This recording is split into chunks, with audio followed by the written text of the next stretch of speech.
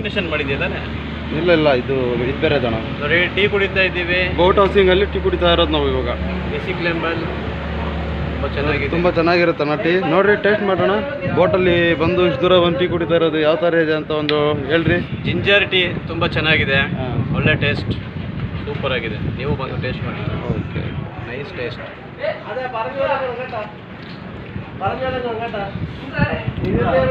ಹಾಂ, ತುಂಬ ಚೆನ್ನಾಗಿದೆ ಇಲ್ಲಿ ಜಿಂಜರ್ ಟೀ. ಜಿಂಜರ್ ಟೀ ಬಂದು ಅಷ್ಟು ದೂರದಿಂದ ಬಂದು ಬೋಟಿಂಗಲ್ಲಿ ಇಲ್ಲಿ ಟೀ ಕುಡಿದ್ರೆ ಒಂದು ರಿಲೀಫ್ನೆಸ್ ಸಿಗ್ತಾ ಇದೆ. ತುಂಬ ಮೈಂಡ್ ಫ್ರೆಶ್ ಆಗಿದೆ ಇವತ್ತು.